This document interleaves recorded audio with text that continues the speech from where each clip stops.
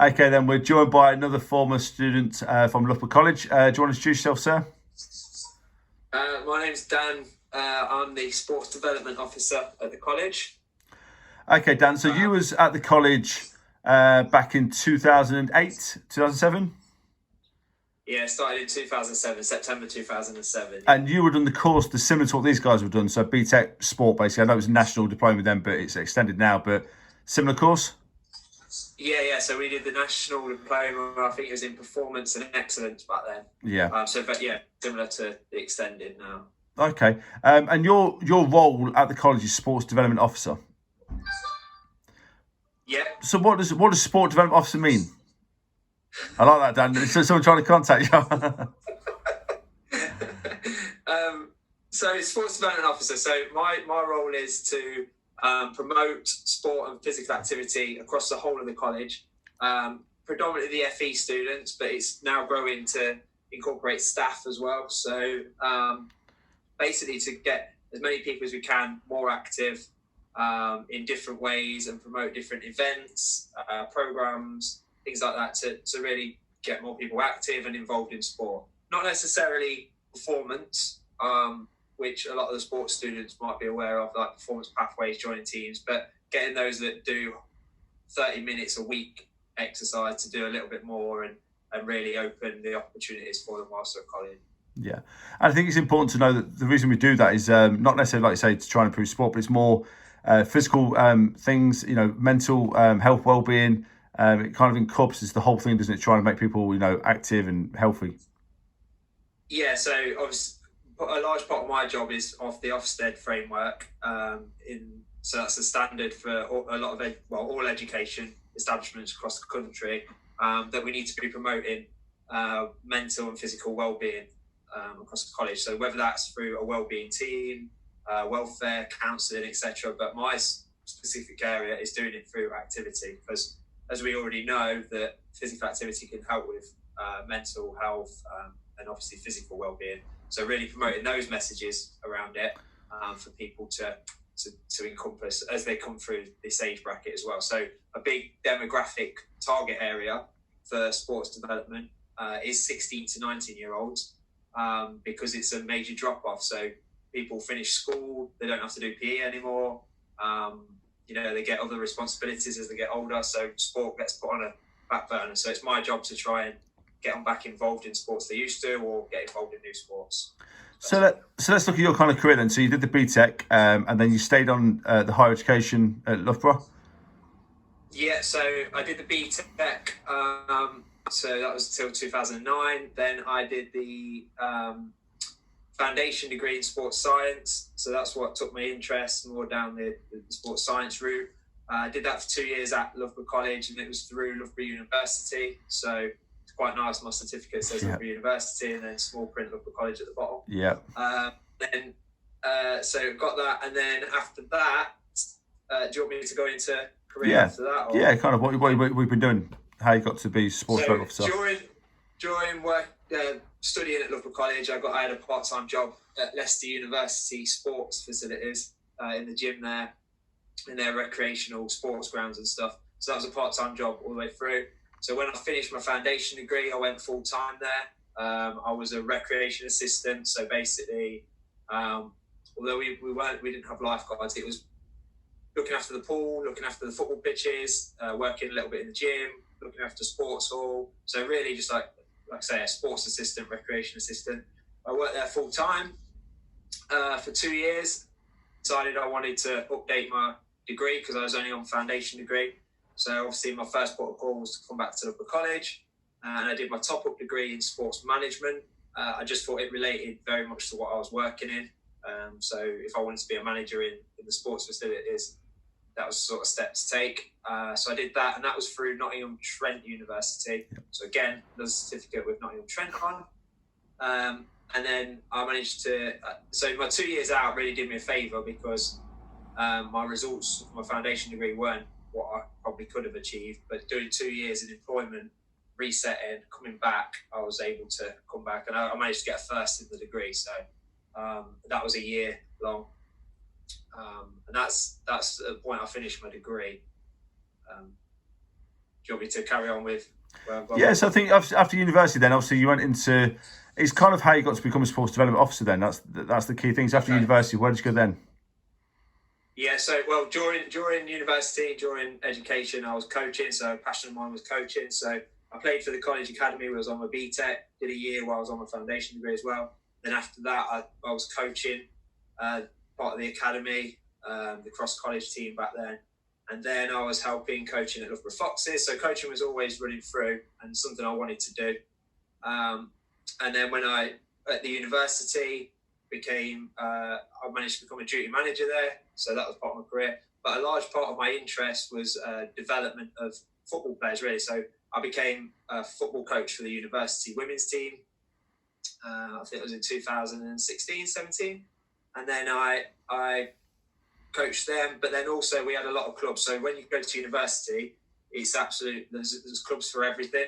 I think we had over 40 sports clubs and societies at Leicester Uni, and to actively be involved in them, in their development and growing as a club. So we had a Quidditch club at one point, and they just wanted a group of friends wanted to be Quidditch. So they would, this is where I was working, and they had, they wanted to start out. So staff like us would come and help them sell them what they need in place to be a club, if they can compete, if they can have friendlies, and then they'd strive to be part of books, so the governing body for the competition. So I was heavily involved in the football side of that. I was a development contact for the men's football, so that they'd come to me if they had any development worries, and I'd organise that with facilities in different parts of the university. And a lot of this was alongside my duty manager role. So my duty manager role day to day was looking after the facilities and line managing recreation assistants and rotors, answering emails, procurement, things like that. But really, development was what was taking me interest. So that's what I got involved in and incorporated with my coaching. And through that, there was a lot of shadow work in what Team Leicester did. So Team Leicester was the sports office for the University of Leicester. I did a lot of events, so running development events, getting people involved. We used to run football tournaments. Back then, you could run just a casual tournament, and you could have T-shirts as the prizes. We could run badminton leagues just to get people actively involved. Because from a facility point of view, students had to pay membership. So the more people we get involved in sport, the more memberships they buy, the more money the facility got. So it was quite a monetary thing there.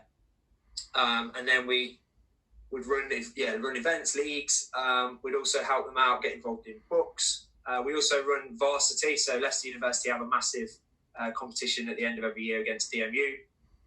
We have a varsity competition across all sports. So heavily involved in your organisation and delivery of that.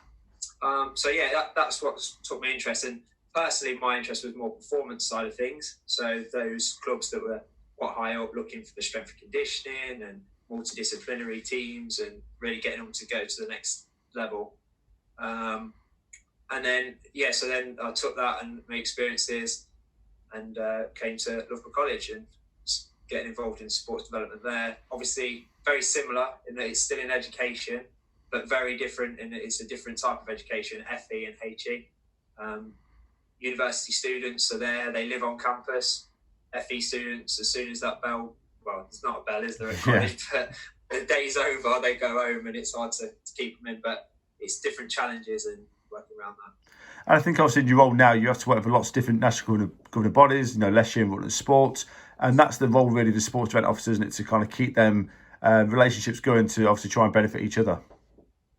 Yeah, so obviously the government set out their strategies, and they go through Sport England, or if it's a performance side, they go through UK Sport, and then that filters down, and we're all working towards that same target. So the main target is to get more people actively engaged in sport, especially 16 to 19-year-olds, and also promote the physical and mental well-being that sport can bring.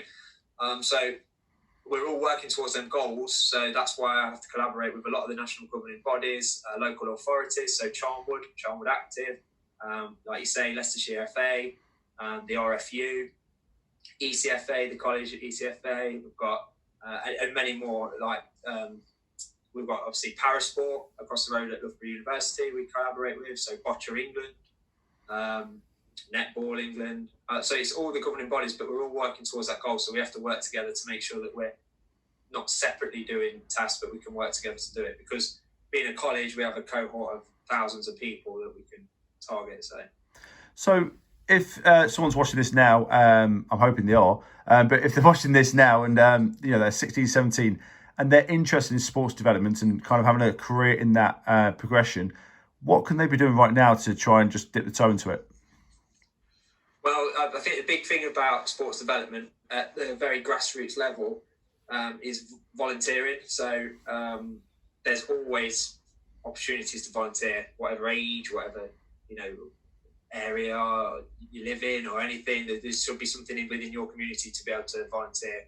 So around us, we've got Leicestershire and Rutland Sport that will offer different events, school games, things like that, community events. And it's getting involved in those and volunteering and getting not only getting the experience, but getting your name out there and knowing different people and where they go. Because you might explore different roles within sports development, and there are loads of different roles. You're not just a sports development officer. There's a lot of organisations have separate ones. So you might find that you want to be if you want to be in education, like myself, or whether you want to be in a local authority, or even a professional sports club. So Leicester City Football have football in the community.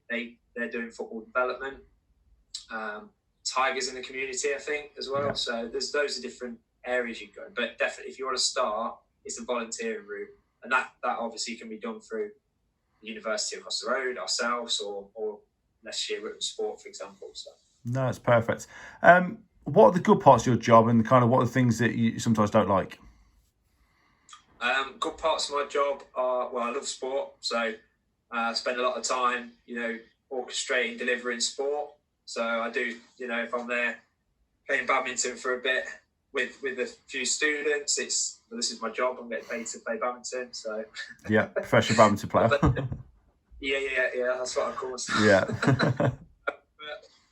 Yeah. So being able to be actively engaged in sport, engaging with students, this is probably one of my favourite jobs. Part of the jobs as well. So getting to chat, meet new people. I know when I was at the university, it was really good because we got a lot of people from different nationalities. So all over the world, they'd come to Leicester University, you get to meet different people, different stories, and you get that at college as well. So it's nice to do that. Bad points of my job. Personally, you have to deal with a lot of review. So you might put on an event and you might spend a month planning it and get people on board, it all looks good, and not get the attendance and not tick that box, and that happens quite a lot. So it's dealing with, it's not a failure, but it's how you learn to go and do it again and how many people you get. So you'll have times where you organise an event and you'll get one or two people turn up when you plan for 30, 40 people, and you think, well, that's a failure. But that's probably the hardest part of the job.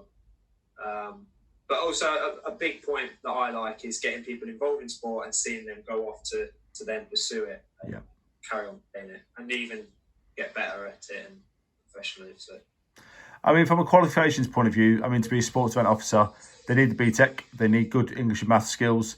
A degree is really desirable. Let's be honest about it; it's quite a competitive market out there. So, a degree in sports coaching, or sports development itself, or even sports science, like I say, sports management, as long as it's within that kind of realm, and then it's kind of the work experience they go around it. The last question I'm going to say to you, Dan, is if I took you back to 2007, 2008, and you were sat in the old A block before it was all done up, what would you say to yourself? What advice would you give yourself at 16 and 17? I'd say career aspiration wise, I'd say just do what I enjoyed. Like find what you enjoy, do that. Go out your comfort zone a lot more, and that's volunteering, getting yourself involved in different groups of people, different organisations in terms of what area you want to progress in, and not just think that a degree is going to get you money, you're going to get a job, you're going to get a grad scheme.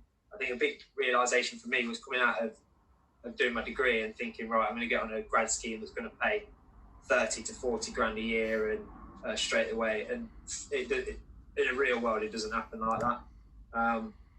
How many people have got degrees? How many people, what's the worth of it and how you do it? But find what you enjoy, and then let the money come after that. And people will pay you if you're good at what you do and you enjoy it. Then you're going to go to work every day and work harder, and then the money will catch up with you soon. I'm still waiting for that, but is that a pay rise we need to look at? Okay. yeah. Dan, we really appreciate your time. Thank you for joining us. All right, cheers. Thank you.